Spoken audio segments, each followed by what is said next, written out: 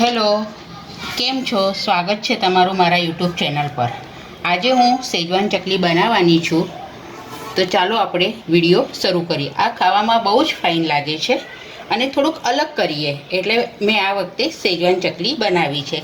એ સ્વાદમાં પણ બહુ ફાઇન લાગે છે અને એકદમ ક્રિસ્પી થાય છે આ રીતના, એટલે ગમે તે ખાઈ શકે છે.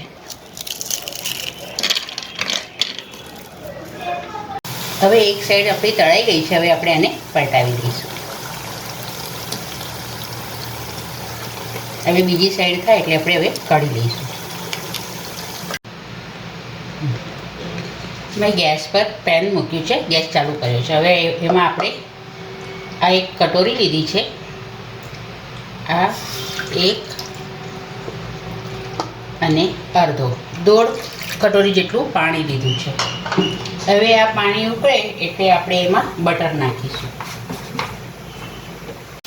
હવે પાણી ઉકળવા માંડ્યું છે. હવે એમાં આપણે એક અને અડધો, દોઢ ચમચા જેટલું બટર નાખીશું.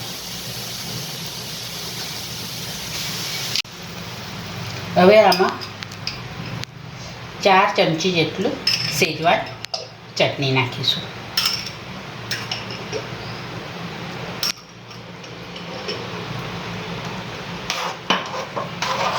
અને હલાવી લઈશું. હવે આને બરાબર આપણે ઉકળવા દઈશું.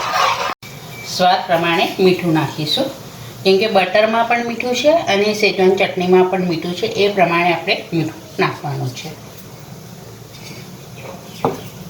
હવે આ ઉકળવા માંડ્યું છે. હવે આમાં મેં પોણો કપ રવો લીધો છે, ઝીણો રવો છે. એ હવે આપણે આમાં થોડો થોડો કરીને નાખી દઈશું એટલે એના ગાંઠા ના પડે. આ રીતના રવો આપણો થઈ જવો જોઈએ. હવે આ થવા જ આવ્યો છે. આમાં ગાંઠા ના રહેવા જોઈએ. એ રીતના બધો એકજીવ કરી નાખવાનો. હવે આને આપણે એક કઢાઈ કાં તો એક મોટા વાસણમાં કાઢી લઈશું. હવે આને એક મોટા વાસણમાં મેં કાઢી લીધું છે. હવે આને સેજ ઠંડુ થવા દઈએ. હવે આ ઠંડુ થઈ ગયું છે, સેજ ઉફાળું છે, એકદમ ઠંડુ નથી કરવાનું. હવે એમાં આપણે જેટલો રવો લીધો છે પોણા કટોરી, એટલો જ પોણા કટોરી ચોખાનો લોટ લેવાનો છે અને 2 મોટી ચમચી ચણાનો લોટ.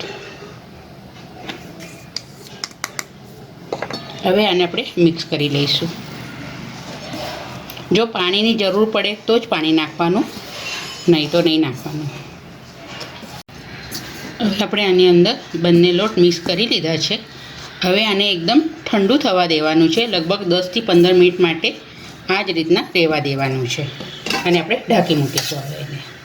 હવે 10 મિનિટ થઈ ગયા છે. હવે આપણે આને બરાબર પહેલાં મસળી લઈશું.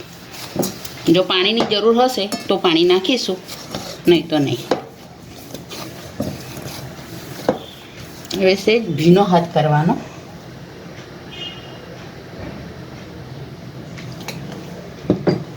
બસ આમ ભીનો હાથ કરીને એને બરાબર મસળી લેવાનું છે. હવે આમાંથી આપણે એક લુઓ લઈશું. એને બરાબર આપણે સિલિન્ડર શેપમાં કરવાનો છે આ રીતના. અને મેં આ ચકલી માટેનો ડીશ લીધી છે. હવે આપણે આ સંચામાં મૂકી દઈશું. હવે આમાં આપણે આ જે લુઓ લીધો છે અંદર હવે આપણે પહેલાં ભરી દઈશું. આપણે પહેલાં એક થાળીમાં ચકલી પાડી લઈશું. આપણે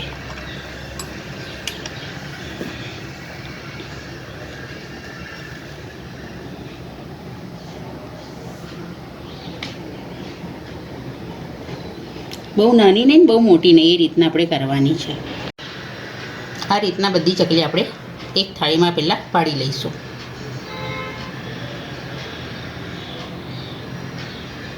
ગરમ થઈ ગયું છે. હવે એક એક કરીને આપણે અંદર ચકલી તેલમાં નાખીશું.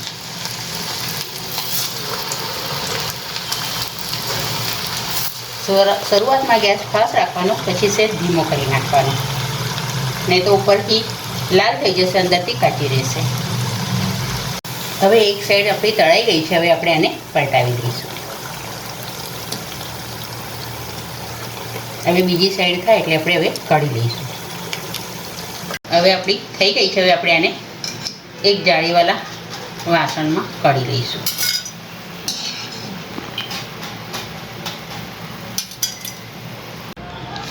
તૈયાર છે આપણી શેજવાન ચકલી. આ શેજવાન ચકલી તમને ગમી હોય તો લાઈક કરજો અને મારા ચેનલને સબસ્ક્રાઈબ કરજો.